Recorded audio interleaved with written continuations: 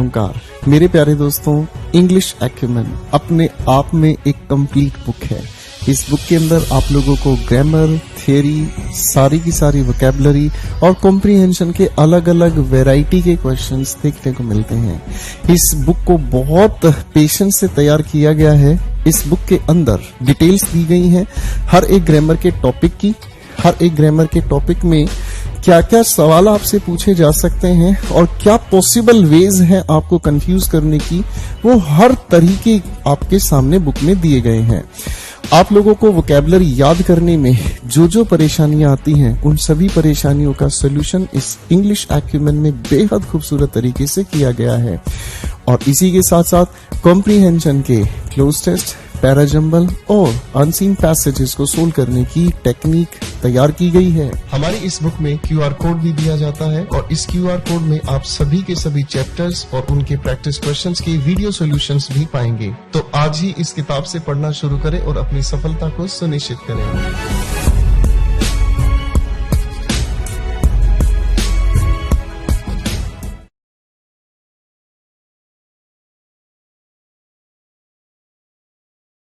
भाई सभी को नमस्कार, आप सभी का स्वागत है। हाय हेलो, क्या हाल चाल सभी के, ये बता दो फटाफट से। कैसे हो भाई सभी शिकारियों? मस्त हो सारे के सारे भाई? सारे बालक आ जाओ भाई, फटाफट से कत्ती मेरे सीधे दिल में बैठ जाओ। आज मैं बहुत खुश हूं, पूछो क्यों? आज मैं बहुत खुश हूं। सारे के सारे शिकारी भाई आ जाओ। नमस्कार भाई, नमस्कार, स्वागतम। कैसे हो आप सभी? आज मैं बहुत खुश हूं।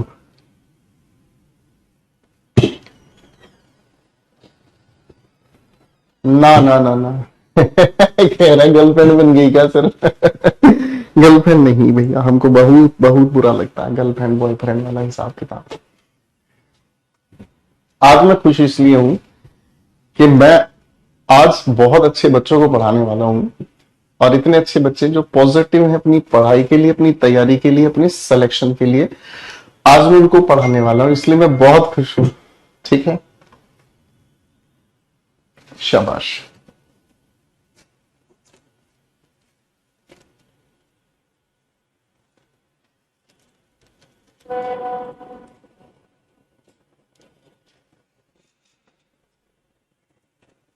स्वागत है आप सभी का। आप हमारी ही तारीफ क्यों करते हो सर? देखो बच्चा, आपकी तारीफ नहीं कर रहा हूं मैं आपकी तारीफ नहीं कर रहा हूं। ये एक हकीकत का मोटिवेशन है, ठीक है ना? ये एक सच का मोटिवेशन है कि मैं आप लोगों को अच्छा बताऊंगा तो यकीनन आप अच्छे बन जाओगे। मैं आपको अच्छी मेहनत करने वाला स्टूडेंट कहूंगा, आप अच्छी मेहनत करने वाले स्टूडेंट बन जाओगे। मैं आपको हमेशा एक ऑफिसर की तरह से अगर ट्रीट करूंगा तो आप एक ऑफिसर बन जाओगे, है ना? तो ये इसीलिए मैं हमेशा सोचता हूँ कि मैं जिनको पढ़ाने वाला हूँ वो सच में बहुत अच्छे लोग हैं और मेरी बड़ी अच्छी किस्मत मैं उनको पढ़ा रहा हूँ और उनको सिलेक्शन की राह पर लिए चल रहा हूँ। तो आप सभी का एक बार फिर से स्वागत है मेरे प्यारे दोस्तों। करियर वेल ऐप पर मैं आप सभी का यो गोपाल वर्मा स्वागत करता हूँ और हम टेंसेस की कहानी को लेकर चल रहे हैं। ठीक है भाई, बिल्कुल। आज हम कोशिश कर रहे हैं टेंसेस को कंप्लीट करेंगे, फिर आपके साथ मिलकर प्रैक्टिस भी करेंगे। ठीक है ना? आपके साथ मिलकर प्रैक्टिस करेंगे। देखो, पूरी पीडीएफ मैंने तैयार करवा रखी है। ये पीडीएफ आपके नोट्स वाले सेक्शन में भी है। हम आज इसकी प्रैक्टिस भी करेंगे दोस्तों, ठीक है ना? क्यों टेंशन लेते हो भाई? तुमसे ज्यादा चिंता मुझे है यार तुम्हारे सिलेक्शन की। तो मेरे प्यारे दोस्तों, आइए थोड़ी थोड़ी कहानी को हम सब लेकर चल लेते हैं आगे।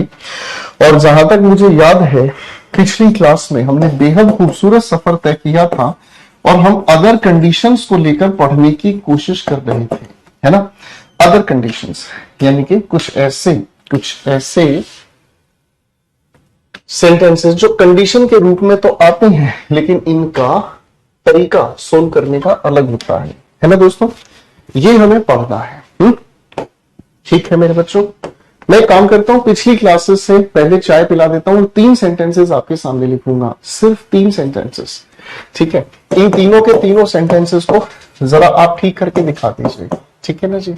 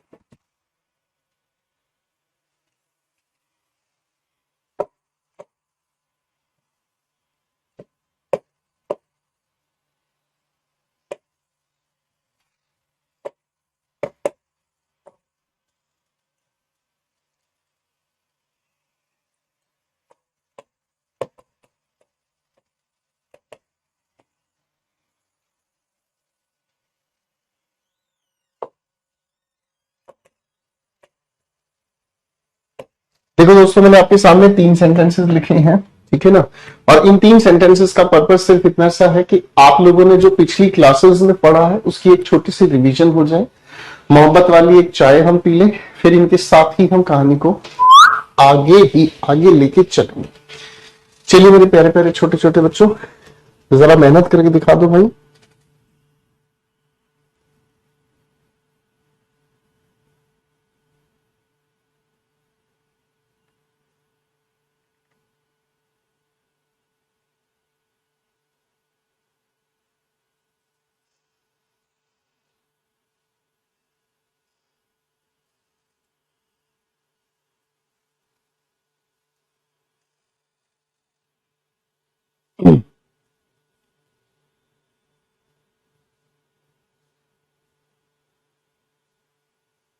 शाबाश,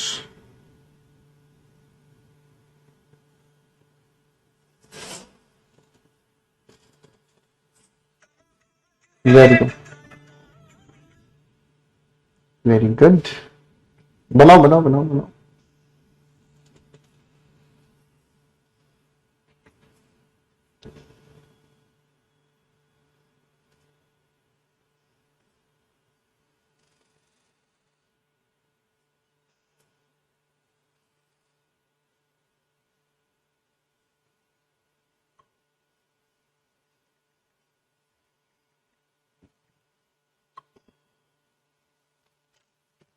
चलो बच्चों, बनाया आपने? चलो इन तीनों के आंसर्स को वेरीफाई करते हैं। If Ravi needs money he will call me any time. आप किसी को परमिशन दे रहे हो, है ना। परमिशन देने की अगर हम बात करते हैं तो विल की जगह हम यहां पर या तो कैन लगा सकते हैं या फिर मे लगा सकते हैं, ठीक है। अब यहां पर कैन का यूज करना है या मे का यूज करना है, ये चीज हमें पता चलती है जब हम मॉडल एक्सिलरीज पढ़ते हैं, ठीक है ना।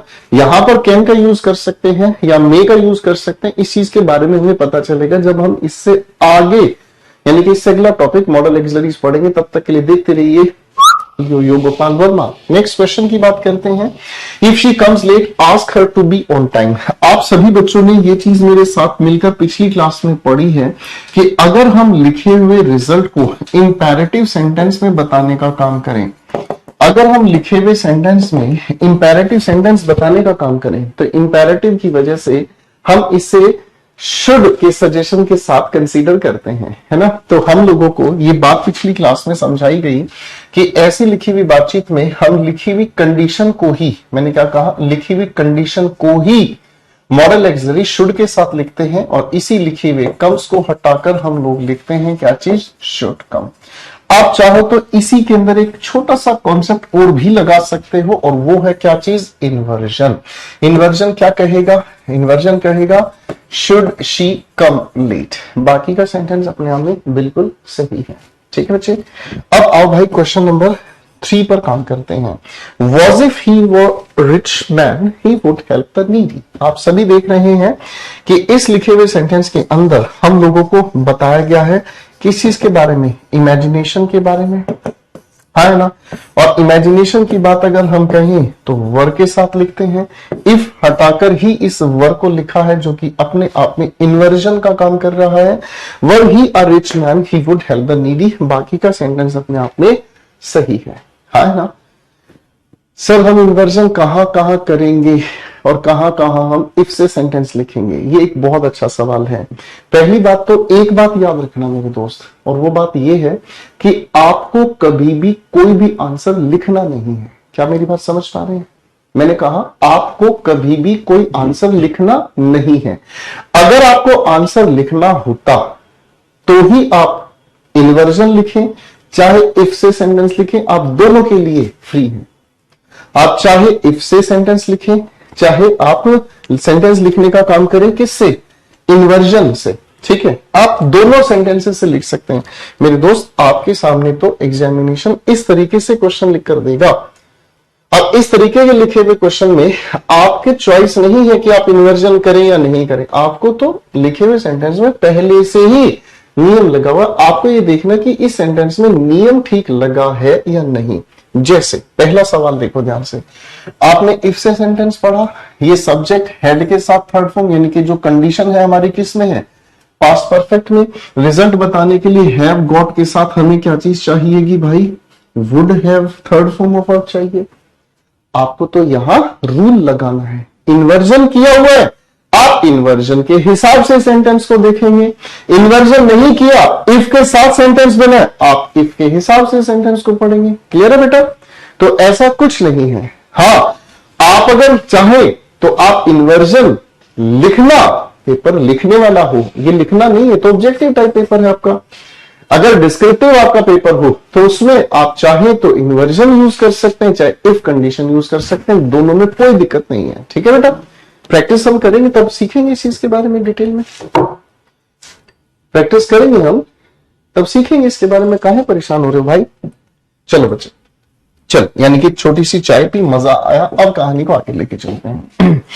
इस अदर कंडीशन के ही परिवार से अगर हम इस अदर कंडीशन के ही परिवार से हम समझें तो अब तक हम लोगों ने जो भी कंडीशंस बनाई है मेरे प्यारे छोटे छोटे बच्चों, हमने सारी की सारी कंडीशन बनाई है किससे मेरे बच्चे? इफ से बनाई है ना? लेकिन इस इफ के अलावा क्या और भी कुछ शब्द हो सकते हैं जो कंडीशन बताने का काम करेंगे? बिल्कुल, इस इफ के अलावा और भी कई सारे ऐसे शब्द हैं जो कंडीशन बताने का काम करते हैं। कौन कौन से वो शब्द हैं, कैसे काम करते हैं, आइए आज इस परिवार को समझने का काम करते हैं। ठीक है ना जी? तो सबसे पहले हम इफ की एक लड़ाई कराएंगे किसके साथ? इन केस के साथ। ठीक है ना जी? मैं आपके सामने दो सेंटेंसेस लिख रहा हूं, दोनों को ध्यान से पढ़ने की कोशिश करना। फाइन?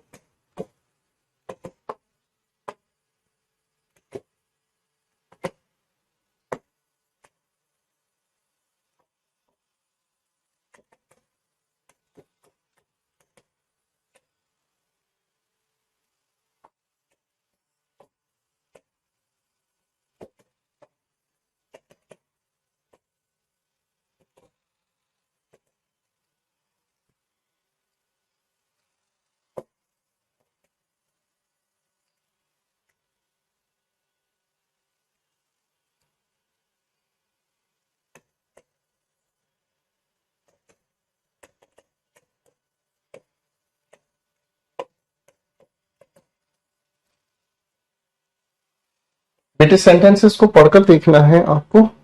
ठीक है? सेंटेंसेस को पढ़कर देखना है बेटा, है?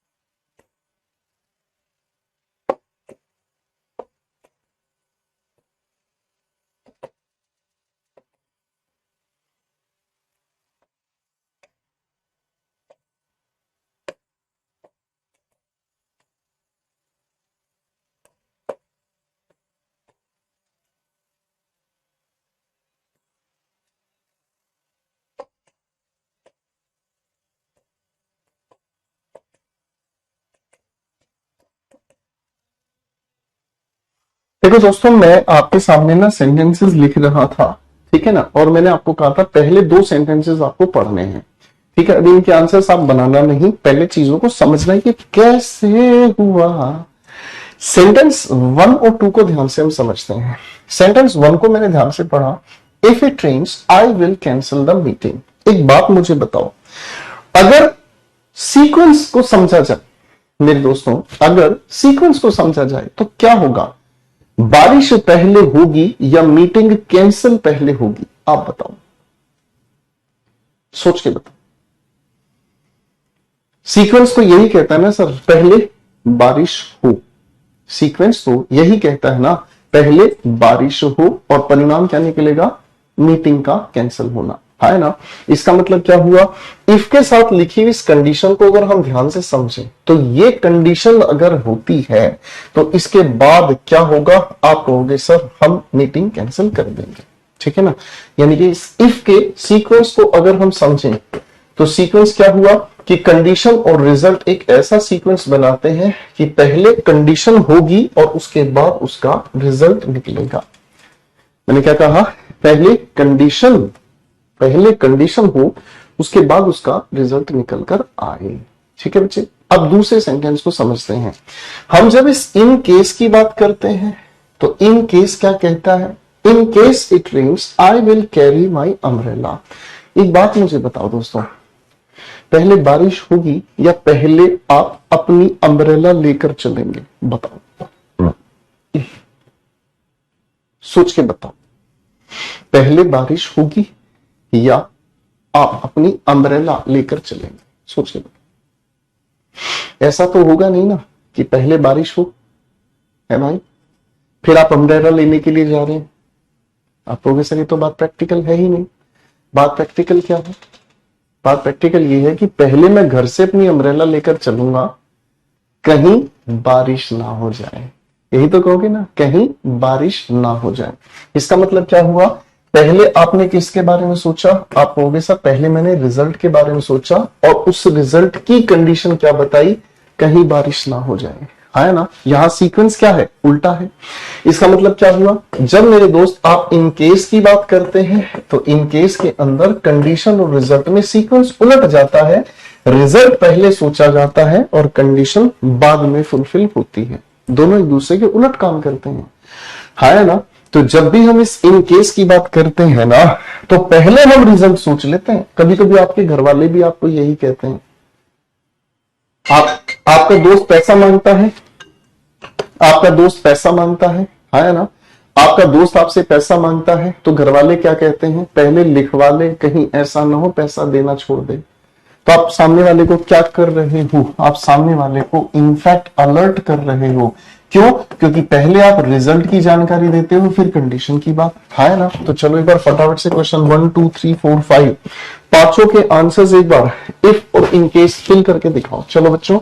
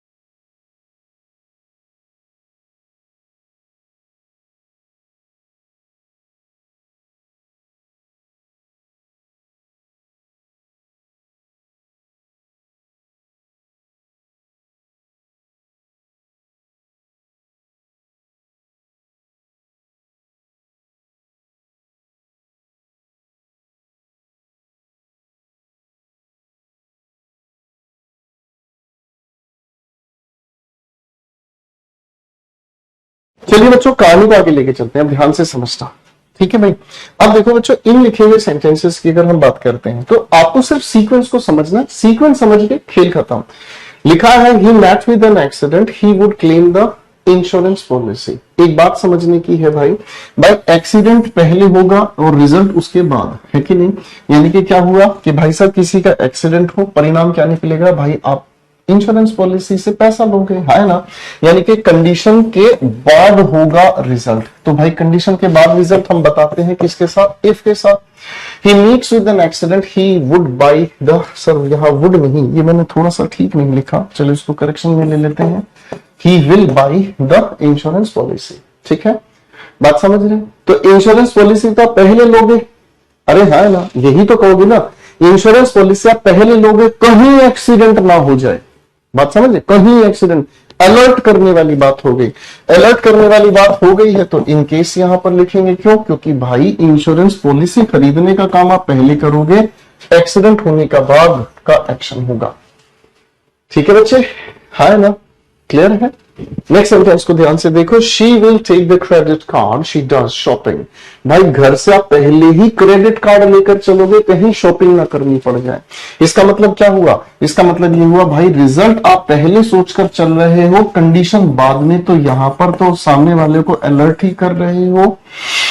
She will swipe the credit card, she buys anything. भाई कोई भी चीज खरीदने के लिए आप क्रेडिट कार्ड स्वाइप करोगे, है ना, यानी कि कोई चीज लोगे पहले, कंडीशन पहले ये हो गई, रिजल्ट क्या होगा भाई, रिजल्ट स्वाइप करने का, यानी कि आप इफ के साथ जोड़ोगे इसको। अगला सवाल, he is healthy, he can apply for this post. भाई हेल्दी होना, कंडीशन पहले, अप्लाई करना, रिजल्ट उसके बाद, तो इसका मतलब कंडीशन पहले काम करेगी तो इफ के साथ, ठीक है बच्चे,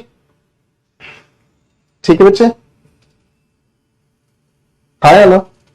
तो बेटा ये इफ और इन केस दोनों कई बार हमें कंफ्यूज करने के लिए दिए जाते हैं, आप इसको बहुत अच्छे से तैयार करना है, ठीक है ना। और मैं उम्मीद कर रहा हूं इफ और इन केस के उलझावे में आप फंसोगे नहीं, है कि नहीं बेटा।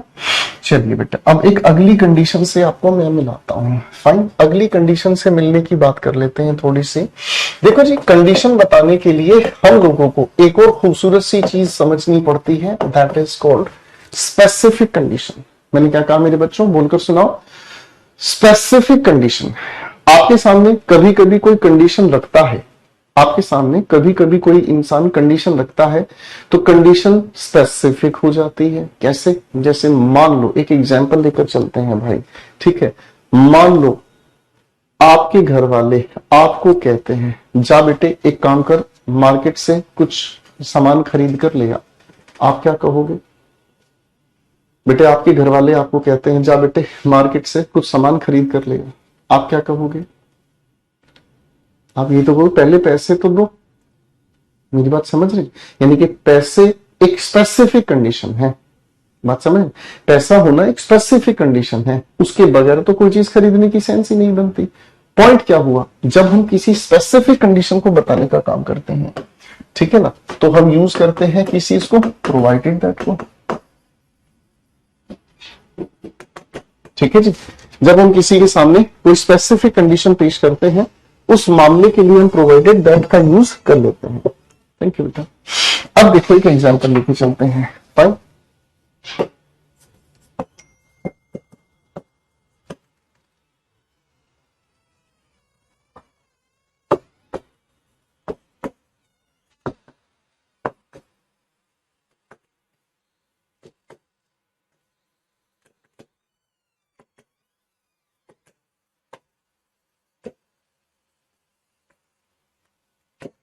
सेंटेंस को पढ़कर देखो ध्यान से।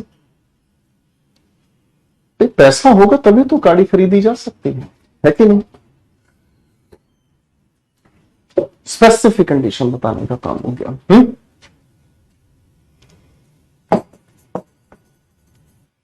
बेटा एक बच्चा पूछ रहा है कि सर यहां जो आपने इस सेंटेंस में इज लिखा है ये कौन सा टेंस है। मेरे बच्चे टेंस में ही ये चीज मैंने आपको बताई है कि जो भी हमारी फर्स्ट फॉर्म है वो सारी की सारी हमारे प्रेजेंट टेंसेस की ही पहचान है, ठीक है ना, प्रेजेंट टेंस की।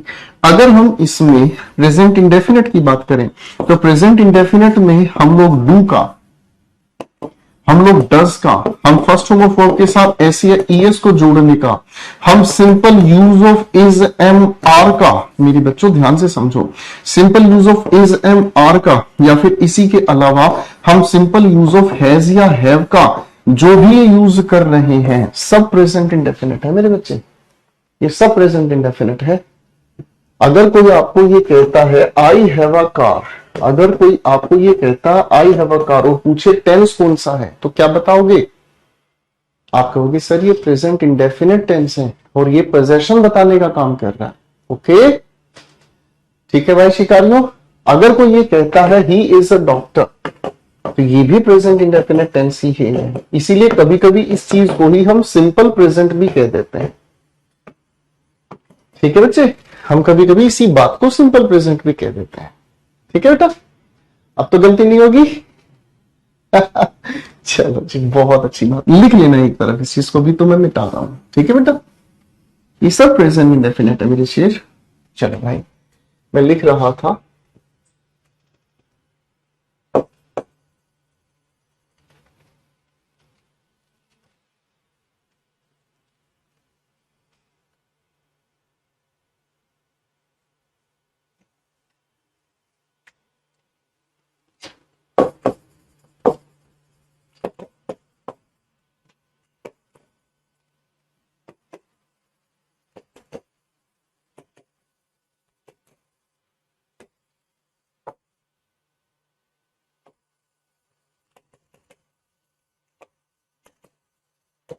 लो भाई कितनी ही कंडीशंस बना लो।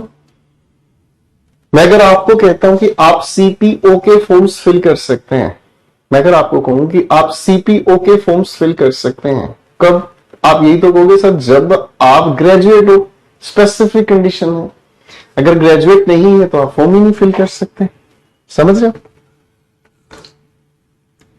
समझ रहे हो बच्चों? फाइन, चलिए ये भी बात बिल्कुल हल्की सी थी। आओ थोड़ा घुमाकर लाता हूं आपको। एक सेंटेंस लिख रहा हूं,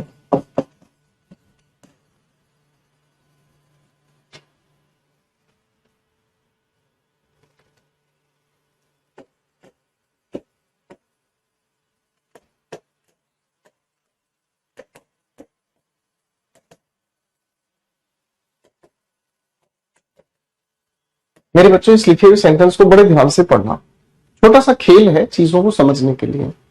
इस लिखे हुए सेंटेंस को ध्यान से पढ़कर देखना और मुझे ये बताना इस लिखे हुए सेंटेंस में आप कोई करेक्शन, कोई गलती अगर है तो बताइए प्लीज।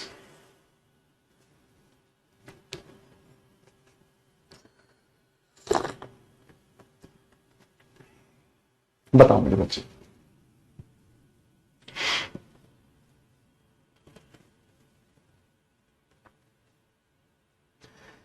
कोई एरर नहीं है, अपनी जगह बिल्कुल सही है। अगर रेणुका मेहनत करती है, कड़ी मेहनत करती है, वह एग्जाम क्वालिफाई कर लेगी, कोई इसमें गलती नहीं है। अब अगर मेरे बच्चों इसी लिखे हुए सेंटेंस में अगर मैं छोटी सी छेड़खानी करूं, इसी लिखे हुए सेंटेंस में अगर मैं छोटी सी छेड़खानी करूं और सेंटेंस ऐसे लिखने का काम करूं,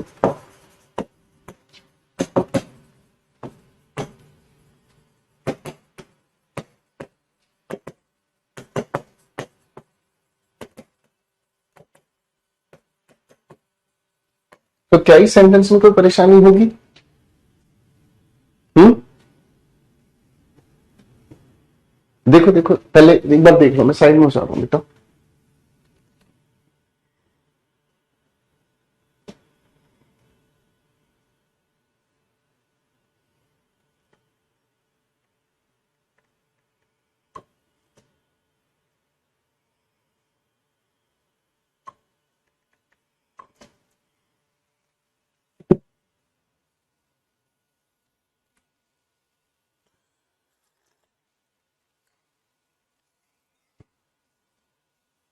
शाबाश,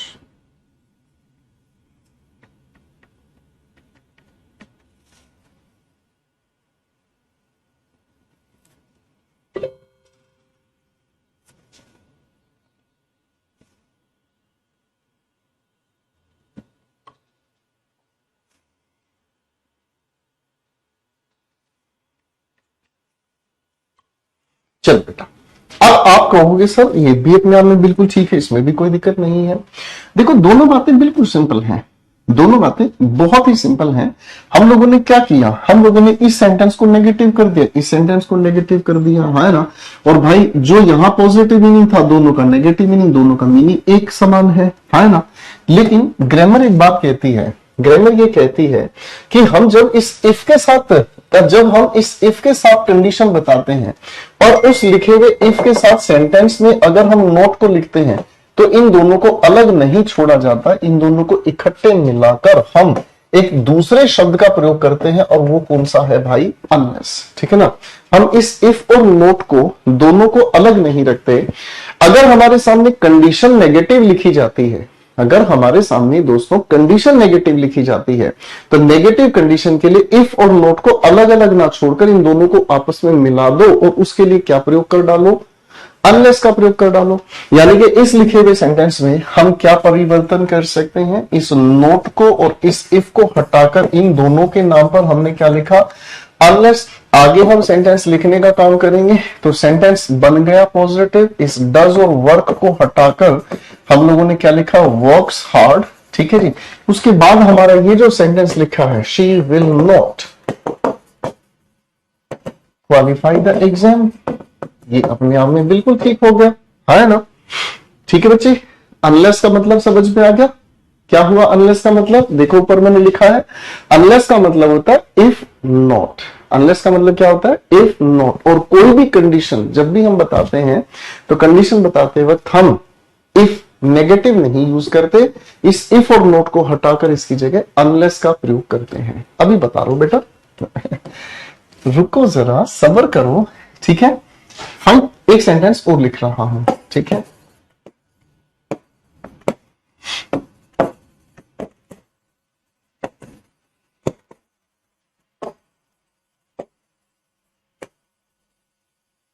ठीक है जी।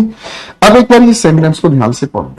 ठीक है, एक बार इस लिखे हुए सेंटेंस को ध्यान से पढ़ो मेरे बच्चों। शाबाश। ठीक है, अब मेरे बच्चे इसी लिखे हुए सेंटेंस को हम ऊपर वाले की तरह नेगेटिव लिखकर देखते हैं। ठीक है, ठीक है, इसको हमने नेगेटिव लिखा,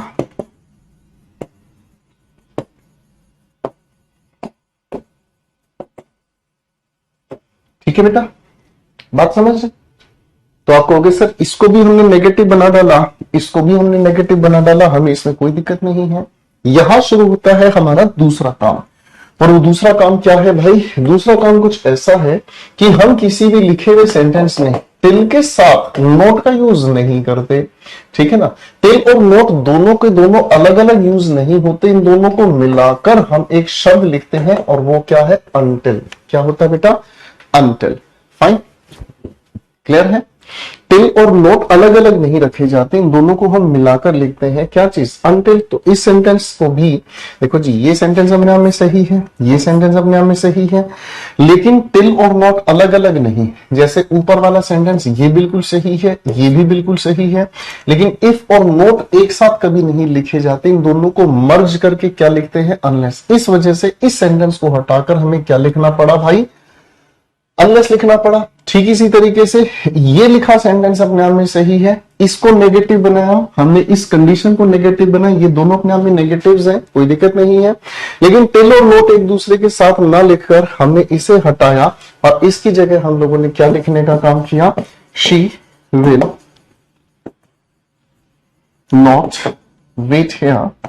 और भाई इसके बाद हमने लिखने का काम किया अनटिल हर ब्रदर।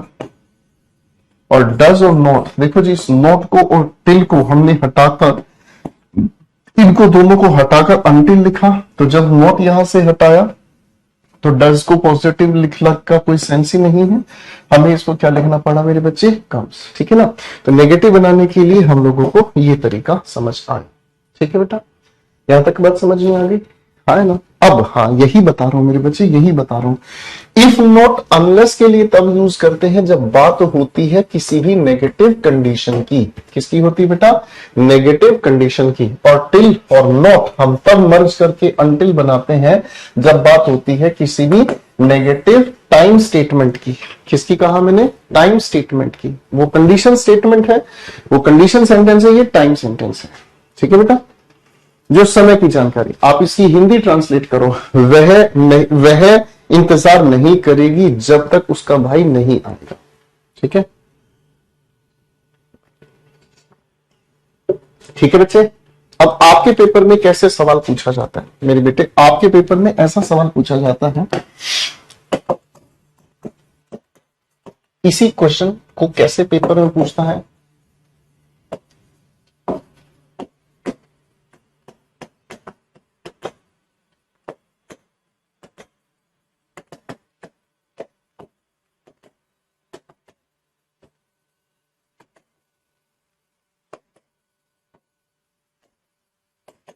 चलो मेरे बच्चों, एक बार इन सेंटेंसेस को ठीक करने की कोशिश करना।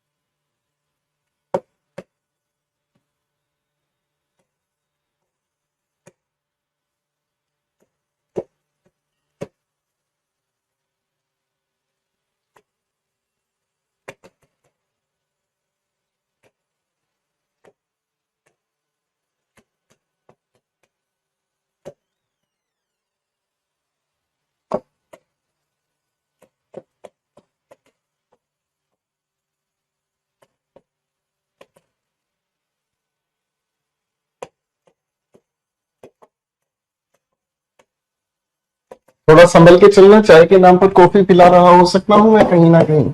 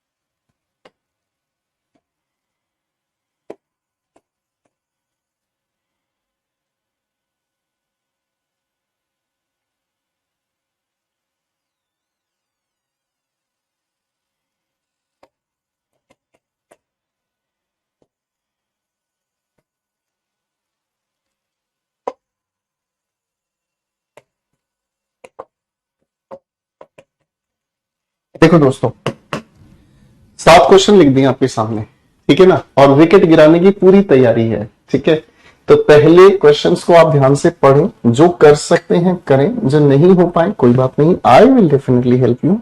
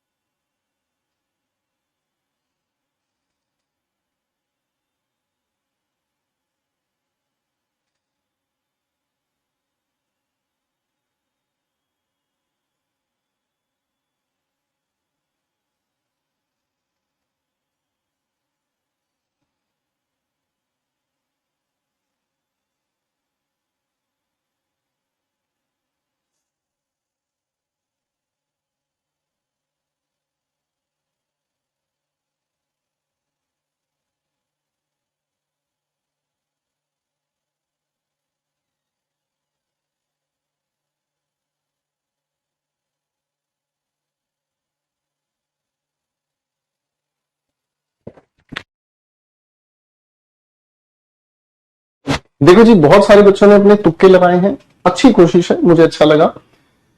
देखो कभी भी ना ये सोचकर मत मेहनत करो कि आपको करेक्ट आंसर चाहिए, आपको एग्जैक्ट आंसर चाहिए ना, ये गलत बात है, ठीक है ना, ये बिल्कुल गलत बात है भाई। फाइन, आप कोशिश करो, ये बहुत जरूरी है, बस इतना काफी, ठीक है बेटे। आओ अब थोड़ी सी बातचीत को समझने का काम करते हैं। पहले सेंटेंस की बात करते हैं। Unless she does not solve this question, she will not understand the concept. सीधी बात आ गई कि अनलेस का मतलब ही इफ नॉट है, तो डज और नॉट को हटा दो और यहां पर सोल्व कर दो, ठीक है बेटा। पहली बात तो बिल्कुल सिंपल थी, कोई दिक्कत ही नहीं देने वाली बातचीत है भाई। क्वेश्चन 2 को ध्यान से समझते हैं, क्या कहता है। She will not help until I will not guide her. इस सेंटेंस को ध्यान से देखें तो बड़ा प्यारा सा सवाल हो गया। क्या चीज कि भाई जब तक मैं उसे गाइड नहीं करूं वो मदद नहीं करेगी। तो इसका मतलब अंटिल की वजह से नॉट तो हम हटाएंगे ही, और ये भी हमें पता ही है मेरे बच्चों, ये तो हमें पता ही है कि हम अंटिल या अनलेस की ही बात क्या करें, हम किसी भी कंडीशन या टाइम बताने वाले शब्द के बाद फ्यूचर टेंस का यूज नहीं करते। किसी भी कंडीशन या टाइम बताने वाले शब्द के बाद फ्यूचर टेंस का यूज बिल्कुल भी नहीं करते। इसका मतलब इस विल की भी हमें जरूरत नहीं है। वर्क हार्ड लिख देता हूं भाई, ध्यान से समझना। आप बात करें इफ की, आप बात करें किसी भी शब्द की, प्रोवाइडेड दैट की, आप बात करें किसकी, इन केस की, या किसी भी ऐसे शब्द की जो कंडीशन बताने का काम करे, मैंने क्या कहा, या फिर टाइम स्टेटमेंट बताने का काम करे। मेरे बच्चों लिख रहा हूं, बड़े ध्यान से देख लीजिए, किसी का भी आप इसके बाद मेंशन करें या तो प्रेजेंट टेंस या फिर मेंशन करें पास्ट टेंस रिजल्ट बताने के लिए, तो आपके पास अपने ऑप्शंस है विल, शैल, वुड या कोई भी मॉडल एक्सिलरी। पर याद रखें कि इसके साथ हम लोग कभी भी विल, शैल या वुड का यूज बिल्कुल वर्जित है मेरे बच्चों, बिल्कुल वर्जित है, कदापि प्रयोग नहीं करना है पुत्र, ठीक है। हाँ, ये दुराचार बिल्कुल भी बर्दाश्त नहीं होगा मेरे भक्तों, ठीक है। तो भजन मंडली इस बात का बिल्कुल ध्यान रखेगी, ठीक है दोस्तों। भजन मंडली इस बात का बिल्कुल ध्यान रखेगी कि यह कदापि आपसे गलती ना हो, ठीक है भाई। फाइन, ये क्वेश्चन आपके एग्जाम में बार बार पूछा जाता है मेरे बच्चे, ठीक है। आओ भाई क्वेश्चन 3 पे देखते हैं। Work how until unless you do not succeed. पहली बात तो ये अंटिल या अनलेस में से कोई भी हम चूज करें, नोट की जरूरत नहीं, डू की जरूरत नहीं है। फाइन, अब अंटिल या अनलेस में से क्या आए सर, यहां कंडीशन की बात नहीं है, समय की बात है। जब तक आप सक्सीड नहीं हो पाते तब तक मेहनत करो। टाइम की बात है तो अनलेस को भी हटाकर टाइम स्टेटमेंट बनाने के लिए अंटिल की जरूरत है ना, ठीक है बेटा। सर पहले सेंटेंस से डज हटाया, तीसरे सेंटेंस से डू क्यों हटाया बेटा, तभी तो कहता हूं रिवीजन किया करो। आपको ये बताया गया है कि जब प्रेजेंट इंडेफिनिट टेंस की हम बात करते हैं, प्रेजेंट इंडेफिनिट टेंस का पॉजिटिव सेंटेंस जब भी हम बनाते हैं तो पॉजिटिव सेंटेंस में प्लूरल सब्जेक्ट के साथ first form of verb use करते हो, और सिंगुलर सब्जेक्ट के साथ फर्स्ट फॉर्म ऑफ वर्ब के साथ क्या यूज करते हो, एस या ईएस यूज करते हो। अब जब यहां से नॉट आपने हटा ही दिया तो भाई ये जो लिखा है ना शी, आगे लिखा सोल्व्स दिस क्वेश्चन, ये तो सेंटेंस पॉजिटिव रहेगा ना मेरे बच्चे, है ना। ओ मेरे भाई बात समझ रहे हो बेटा, समझ आया बेटा। तुम भाई रिवीजन नहीं करते, देखो आज मुझे फिर से वही कहना पड़ेगा।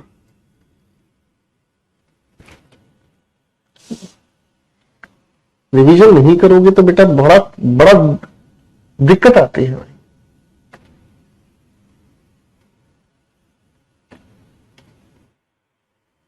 चलो भाई कोई बात नहीं, चलो बेटे कोई बात नहीं, कर लेना, रिवीजन जरूरी है। क्वेश्चन नेक्स्ट पर आओ। अब इसे देखकर कुछ बच्चे लिख रहे हैं जी सपोज इफ सुपरफ्लोस है, मैं मान गया सपोज इफ सुपरफ्लोस है। अब एक बात मुझे बताओ, अगर कोई भी चीज सुपरफ्लोस है तो सवाल तो ये ना कि जो चीज फालतू से हटाएंगे। भाई मेरी बात को ध्यान से सुनना, आपने कहा सर सपोज इफ एक साथ आना सुपरफ्लोस है, मैं मान गया आपकी बात कि सपोज इफ दोनों एक साथ आएंगे तो सुपरफ्लोस है। सवाल ये उठता है कि सपोज इफ दोनों एक साथ अगर सुपरफ्लोस है तो मैं हटाऊं किसको, है ना। यहां से मैं सपोज को भी हटा सकता हूं, इफ को भी हटा सकता हूं, सपोज को हटाऊं, इफ को हटाऊं, सपोज की जगह सपोजिंग लिखा हो तो किसको हटाऊं। और अगर मान लो मेरे जैसा सिरफिरा कोई टीचर मिल गया पेपर में और उसने ठाके सपोज और इफ दोनों ही चॉइसेस दे दी कि ले बेटे इस लिखे हुए ब्लैंक में सपोज फिल करेगा, इफ फिल करेगा, तो क्या करोगे, है ना, तब दिमाग घूमेगा। तो बेटे सपोज और इफ दोनों के दोनों एक साथ यूज होना, भाई ये बात तो हमें समझ आती है कि सपोज और इफ दोनों के दोनों एक साथ बिल्कुल यूज नहीं होंगे, लेकिन इन दोनों में से क्या यूज किया जाए, अब इसको समझने का काम करते हैं। देखो बेटा, जब इफ की हम बात करते हैं तो ये चीज तो हमें अच्छे से बताई गई है कि इफ के बाद हम किसी भी कंडीशन को मेंशन करते हैं, है ना, और कंडीशन के बाद हम लोग क्या मेंशन करते हैं भाई, रिजल्ट को मेंशन करते हैं।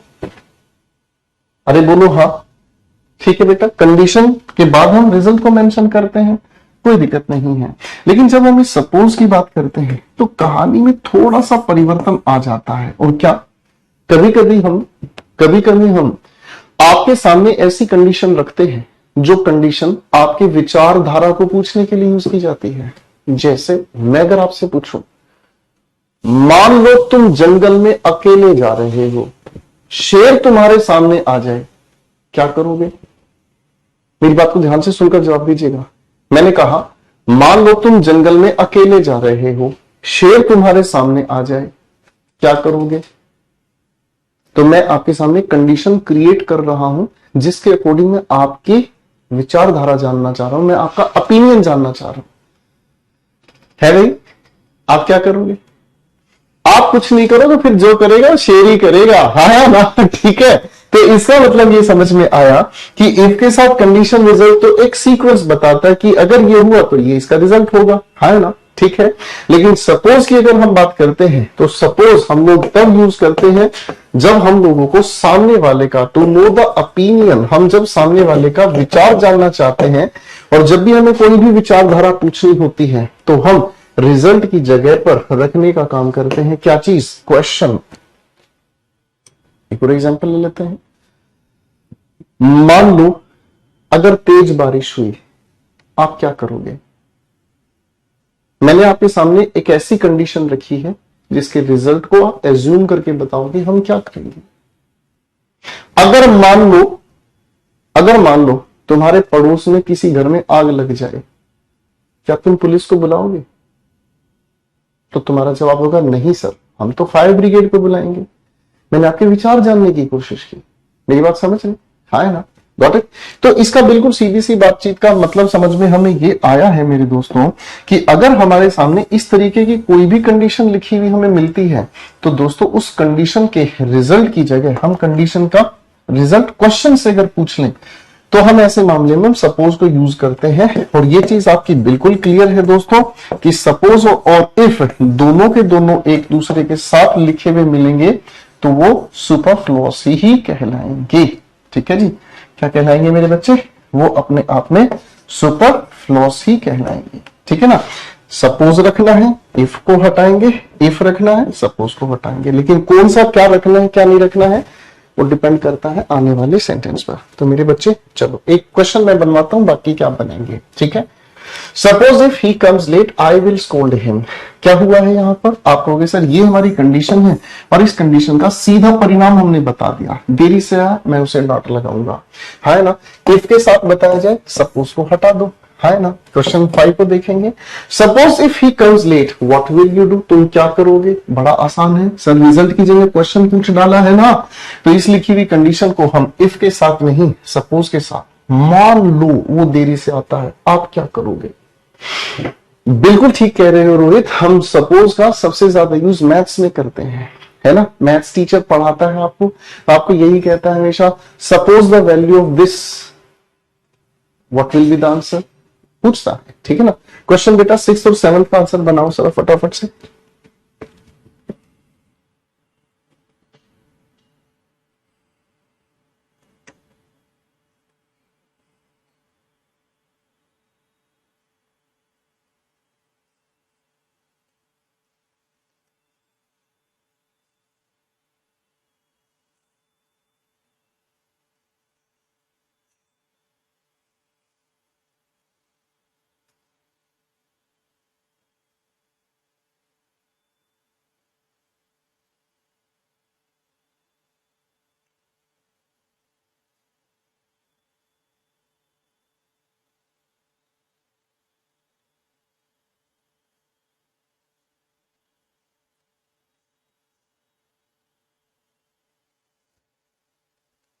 शाबाश, बनाओ बनाओ बनाओ।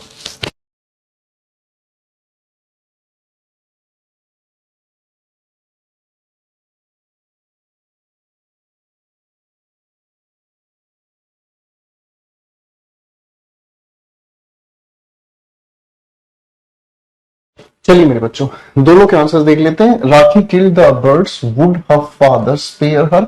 तो बस इस सेंटेंस में क्वेश्चन वाली रिजल्ट आ गया है। इस इफ को यहां से हटाओ, सपोजिंग करेक्ट हो गया। अच्छा, सपोज लिख लो, सपोजिंग लिख लो, दोनों ही अपने आप में ठीक है, कोई भी दिक्कत नहीं है, ठीक है ना। Question 7, he were rich, would anyone believe it. तो भाई साहब, अगर वो अमीर होता, कोई विश्वास करता? मैं ओपिनियन जानने की कोशिश कर रहा हूं, तो भाई इस ओपिनियन जानने के मामले में हम क्या करेंगे? इफ नहीं, हम सपोज का यूज करेंगे। ठीक है जी, सपोजिंग लिख लो चाहे सपोज लिख लो, दोनों अपने आप में ठीक ही है बेटा, कोई दिक्कत नहीं। फाइन, चलो बच्चों, ये बात समझ आ गई। ये बहुत इंपॉर्टेंट है, पूछा जाता है एग्जाम्स में, और ये वाला कॉन्सेप्ट तो फेवरेट है ही। ठीक है बेटा, ठीक है बच्चे। एक बच्चा पूछ रहा है कितने दिन टेंस और चलेगा। बेटा मैंने क्लास की शुरुआत में बोला आज हम टेंस कंप्लीट करने वाले हैं, फिर प्रैक्टिस भी करने वाले हैं।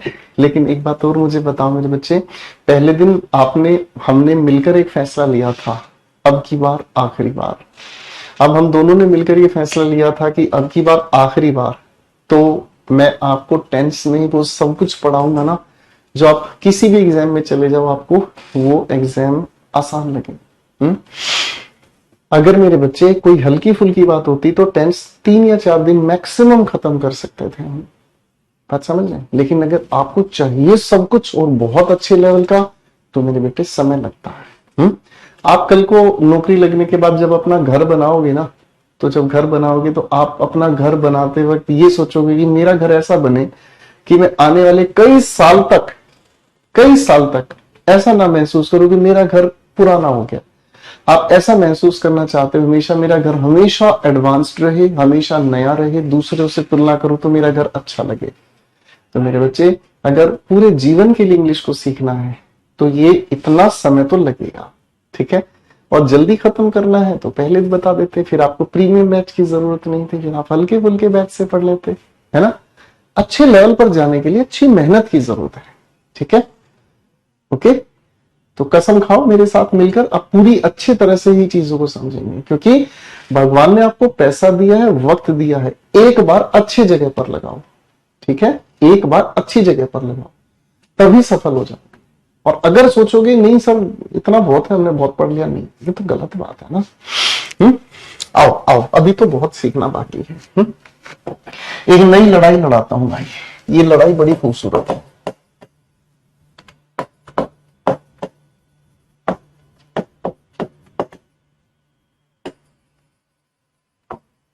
दो शब्दों की ये लड़ाई है, और ये लड़ाई पेपर में पूछी जाती है।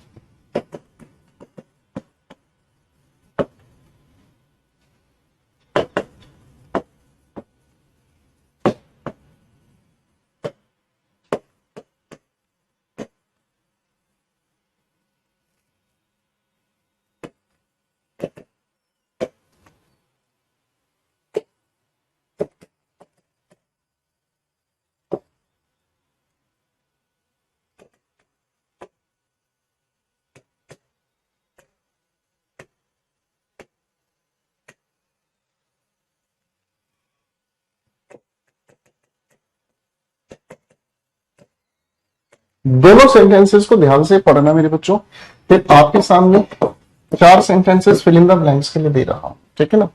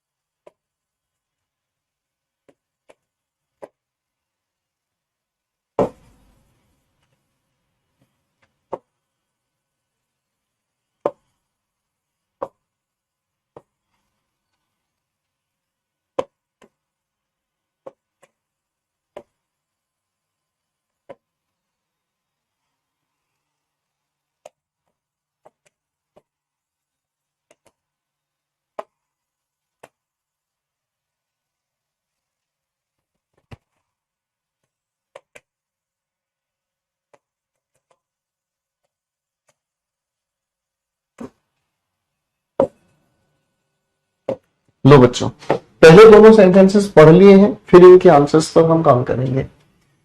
पहला सेंटेंस लिखा, as soon as the alarm rang Isha would get up. ठीक है जी। और दूसरा एक्शन लिखा हुआ है, as long as she sleeps her mother would sit beside her. Beside का मतलब बाय द साइड ऑफ, किसी के समीप, किसी के नजदीक। अब मेरे बच्चों, आप मुझे एक बात बताओ, ये दोनों के दोनों जो शब्द हैं समय की जानकारी दे रहे हैं, चाहे एज सुन एज की बात करो, चाहे एज लॉन्ग एज की बात करो। इन दोनों के अंदर क्या चीज बदली है? सिर्फ मीनिंग। एज सुन एज की जब भी हम बात करते हैं, मैं ऊपर ही लिखता हूं ताकि आपको समझ भी आ जाए। जब भी हम इस एज सुन एज की बात करते हैं मेरे बच्चों, तो एज सुन एज, जब भी हम इस एज सुन एज की बात करते हैं, तो एज सुन एज अपने आप में समय की एक ऐसी जानकारी देता है, एज सुन एज हमें समय की एक ऐसी जानकारी देता है जो इमीडिएट एक्शन है। मैंने क्या कहा? जो इमीडिएट एक्शन है। इमीडिएट का मतलब जो तुरंत होगा, एक ऐसा एक्शन जो तुरंत होगा। ठीक है ना जी?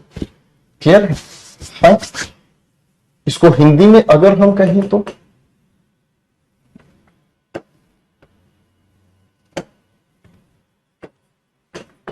जैसे ही। ठीक है भाई। और दूसरी तरफ अगर हम एज लॉन्ग एज की बात करें, तो ये बताने का काम करता है किस चीज को? ड्यूरेशन ऑफ टाइम को, यानी कि समय के अंतराल को। समय का जो मूवमेंट है, समय का अंतराल है, उसको बताने की बात करता है। और इसकी शाब्दिक अर्थ निकलकर आता है जब तक। ठीक है। दोनों सेंटेंसेस के मीनिंग को समझिएगा मेरे बच्चों। क्या कहता है पहला sentence? As soon as the alarm rang Isha would get up. जैसे ही अलार्म बजेगा, तुरंत क्या होगा? ईशा उठ जाएगी। ठीक है ना? As soon as immediate action बताता है, तुरंत वो काम हुआ। ठीक है। दूसरे सेंटेंस में एज लॉन्ग एज, दूसरे सेंटेंस में लिखा है क्या? As long as she sleeps her mother would sit beside her. इसका मतलब जब तक, मैंने यहां पर भी टेंस थोड़ा सा गलत ही लिख दिया, वुड नहीं विल लिखना है, क्योंकि प्रेजेंट इंडेफिनिट के साथ फ्यूचर इंडेफिनिट चाहिए। क्या लिखा है बच्चे? जब तक वो सोएगी तब तक उसकी मां उसके पास बैठी रहेगी। बात समझ रही? इसका मतलब क्या हुआ? यहां इस लिखे हुए एज लॉन्ग एज ने हमें ड्यूरेशन ऑफ टाइम बताया कि समय का अंतराल। ठीक है भाई। क्वेश्चन पहला और दूसरा मैं हल करा रहा हूं, दोनों आपको हल करने हैं। ठीक है। He gets his salary he will quit the job. ठीक है ना? नौकरी कब छोड़ेगा? नौकरी कब छोड़ेगा? सामने वाले ने कहा जैसे ही मेरे को तनख्वाह मिलती है मैं नौकरी छोड़ दूंगा। इसका मतलब क्या हुआ भाई?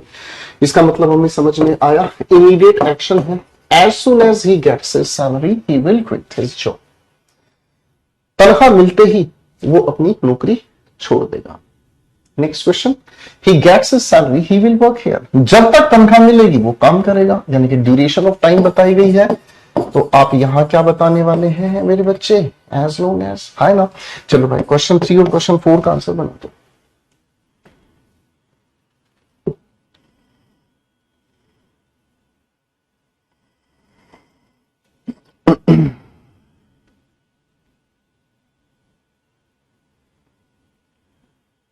शाबाश बेटा, बस अभी प्रैक्टिस ही कराने वाला हूं, थोड़ा सा और रह गया।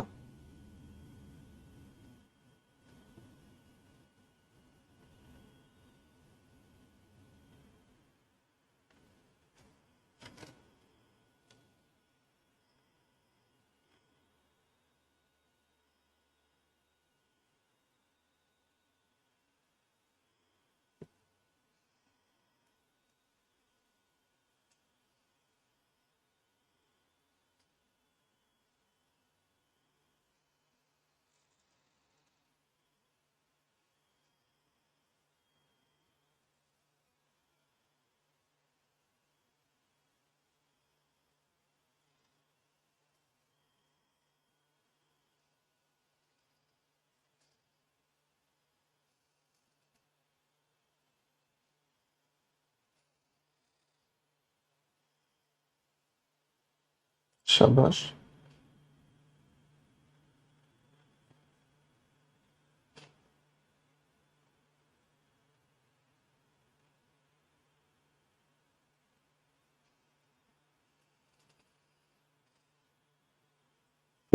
चलो दोनों के आंसर्स आ गए हैं। Raunak will accompany her, she has money. कुछ लोग स्वार्थी होते हैं ना, कुछ लोग स्वार्थी होते हैं रिलेशनशिप में, है ना। तो जो रिलेशनशिप में स्वार्थी होते हैं उनकी आदत क्या होती है, जब तक किसी के पास पैसा है तब तक साथ रहते हैं। ड्यूरेशन ऑफ टाइम बताने का काम हुआ है कि नहीं भाई।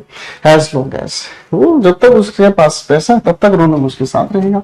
The traffic rushes, the signal turns green. Signal हरा होते ही तुरंत क्या होगा, इमीडिएट एक्शन।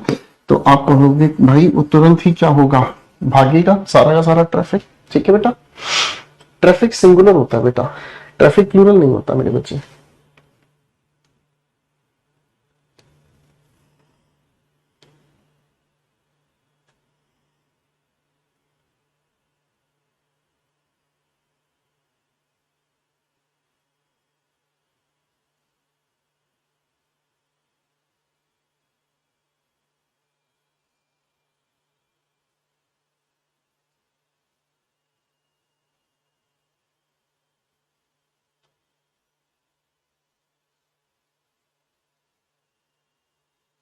चलो यहां तक क्लियर हो गया। आओ थोड़ा सा और बात करनी है बेटा, थोड़ा सा और समझाएंगे, टेंशन ना लो। अब इसी मामले में मेरे बच्चों दो शब्द और हैं जो एग्जाम्स के फेवरेट हैं, पूछ लेता है एग्जामिनेशन इनसे भी सवाल। एक हो गया आपका व्हेन और एक हो गया आप लोगों का व्हाई। ठीक है, इस व्हेन और व्हाइल की लड़ाई और समझ लेते हैं। फाइन, बस लास्ट पॉइंट और है बेटा, फिर प्रैक्टिस ही प्रैक्टिस करनी है। आपकी बुक नहीं मिल रही है हमारे एरिया में, क्या करें। बुक नहीं मिल रही है तो आप Amazon या फ्लिपकार्ट से निकालो मेरे बच्चे, ठीक है ना। दोनों बुक्स मंगा लो। अब टॉपिक खत्म हो गया ना, और आपके लिए बुक मैंडेटरी है, the English acumen, the vocabularies. दोनों बुक्स आपके लिए जरूरी है, ठीक है। दोनों बुक्स आपके लिए जरूरी हैं। ये वोकैबुलरी की प्रैक्टिस के लिए जरूरी है, और ये जो बुक है ये जरूरी है आप लोगों के लिए टॉपिक वाइज कॉम्प्रिहेंशन, बहुत सारा मटेरियल है। अब आप दोनों बुक्स ले सकते हैं, ठीक है। मैं तो आपको सजेस्ट करूंगा कि आप अपने किसी नजदीक जाकर किसी भी शॉप से बुक को खरीदें, किसी भी शॉपकीपर के पास जाएं और वहां से बुक को खरीदें, ठीक है ना। आपको बुक सस्ती भी पड़ेगी। दूसरी बात, आप बुक को देखकर भी तो देखेंगे ना। बुक जब भी आप खरीदोगे तो देखकर तो खरीदनी चाहिए ना बुक। ऐसे तो नहीं है कि जाओ और बुक खरीद ली भैया, पहले देखो, पढ़ के देखो, 10 मिनट लगाओ कम से कम। बुक सामने देखो, उसको 10 मिनट तक पढ़ो, ठीक है ना। आपने टेंस अभी मेरे साथ पढ़ा है तो टेंस वाला टॉपिक पढ़कर देखो, एक दो क्वेश्चन सोल्व करके देखो, पीछे आंसर लिखे हुए आंसर्स को मिलाकर देखो, तब आपका कॉन्फिडेंस बढ़ेगा, ठीक है। अगर आपसे क्वेश्चन नहीं बन पा रहे हैं, क्वेश्चन अगर बुक नहीं आपको अच्छी लग रही तो आप कोई और बुक खरीदो, कोई जरूरी नहीं है, ठीक है ना। मैं नहीं कहता कि मेरी बुक अच्छी है या दूसरी बुक अच्छी नहीं है, मैं क्यों कहूं भाई। अच्छी बुक वो जो आपको अच्छे से समझा दे, ठीक है ना। अच्छी बुक वो जो आपको अच्छे से समझ आने की मदद करे, दैट्स इट, फाइन। अगर किसी शॉपकीपर पर अवेलेबल नहीं है, पहले जाओ उसको बोलो, सस्ती पड़ जाएगी भाई, ठीक है। आओ मेरे बच्चों, दो शब्दों से मैं मुलाकात कराऊंगा आप लोगों की, लेकिन उससे पहले कुछ सेंटेंसेस आपके सामने लिख रहा हूं।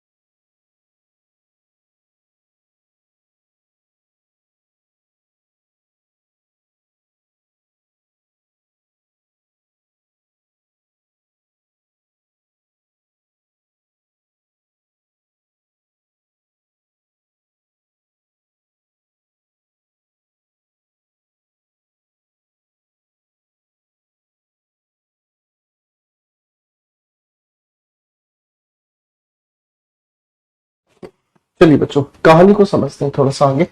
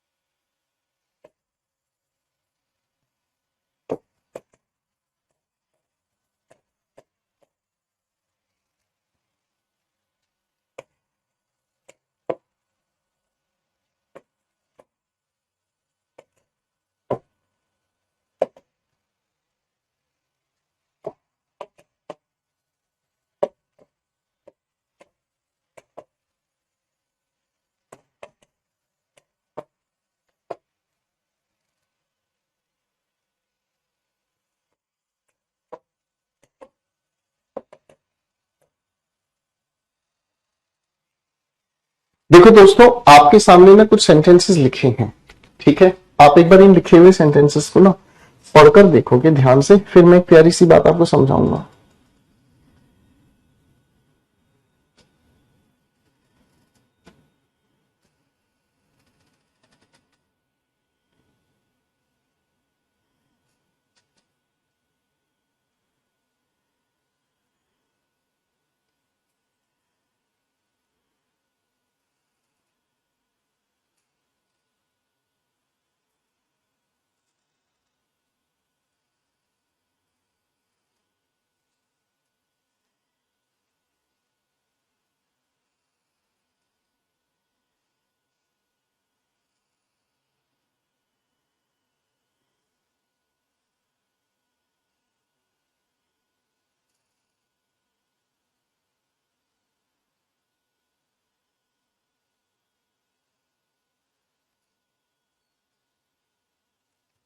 चलो बेटा, अब चीजों को समझना।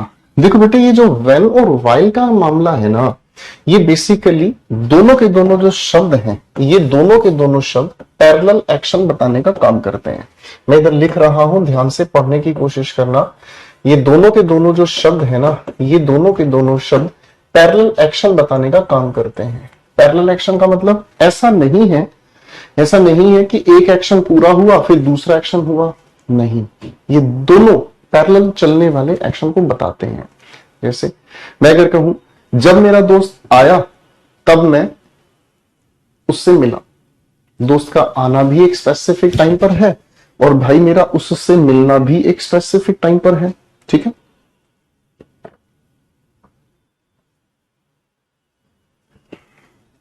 दोनों के दोनों जो एक्शंस हैं स्पेसिफिक टाइम पर हुए। तो वेन की जब हम बात करते हैं मेरे बच्चों, वेन की जब हम बात करते हैं तो वेन की बात हम करते हैं दो एक्शंस को बताने के लिए, वाइल की जब हम बात करते हैं दो एक्शंस को बताने के लिए। हम जब इस वेन की बात करेंगे ना मेरे बच्चों, तो वेन की बात हम करेंगे तब जब हम इंडेफिनेट की बात करेंगे इसके साथ, और आने वाला जो एक्शन है वो एक्शन इंडेफिनेट हो, चाहे कॉन्टिन्यूस हो, चाहे परफेक्ट हो, हमें फर्क नहीं पड़ता, ठीक है। लेकिन वाई जब हम बात करते हैं तो बस यही एक खूबसूरत बात है कि दोनों ही एक्शंस हमें किस में चाहिए भाई, कॉन्टिन्यूटी में चाहिए। दोनों एक्शंस पैरेलली कॉन्टिन्यूस चलने चाहिए। जैसे जब मैं पढ़ा रहा था तब आप लिख रहे थे, दोनों एक्शंस क्या हैं, पैरेलली चल रहे हैं। While the teacher was teaching the students were writing in their notebooks, दोनों एक्शंस पैरेलल चल रहे थे, ठीक है भाई, है ना।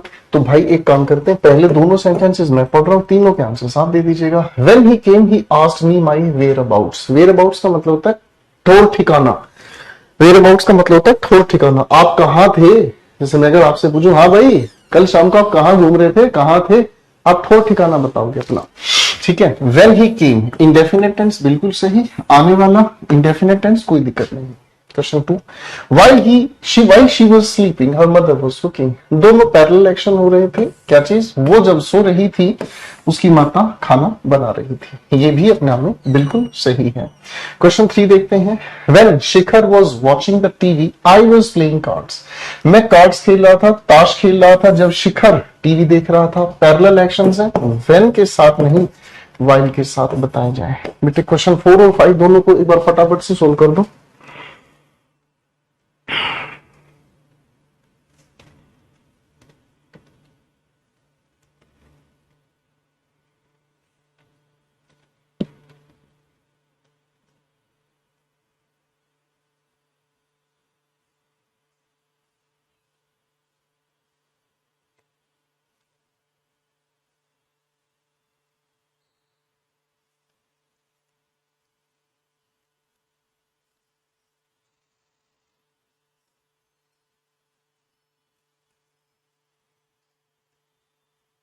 शाबाश,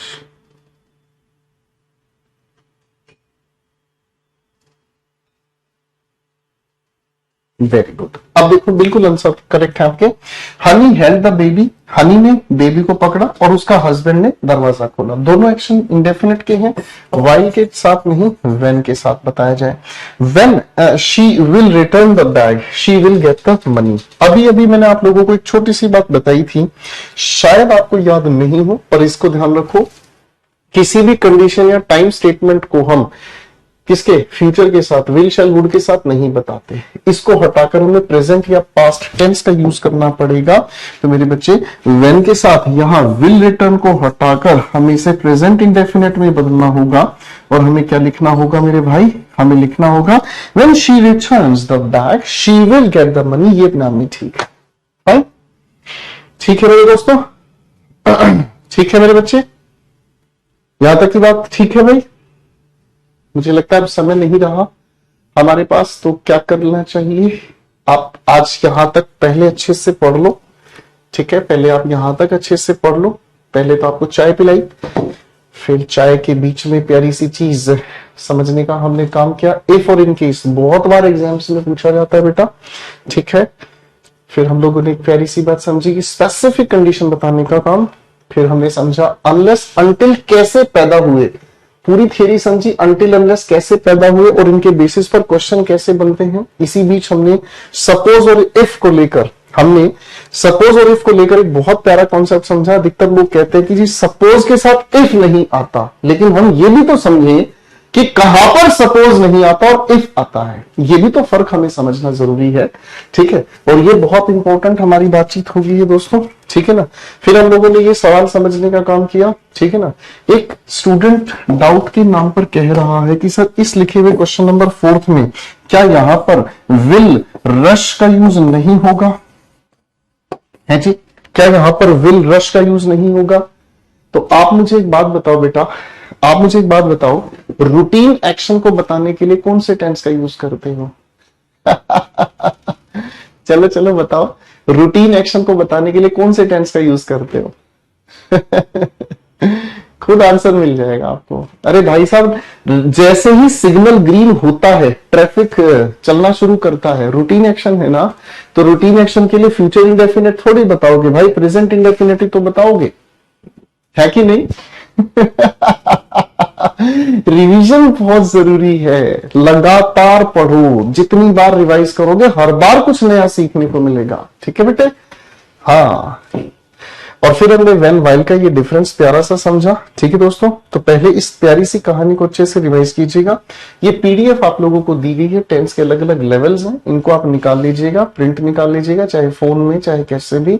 हम इसे अगली क्लास में आपके साथ मिलकर डिस्कस करेंगे, लेकिन जब तक रिवीजन नहीं तब तक बेटा चीजों को मैं आगे नहीं बढ़ा पाऊंगा। आज के लिए इतना ही, मस्त रहें, व्यस्त रहें और खूब मेहनत करें।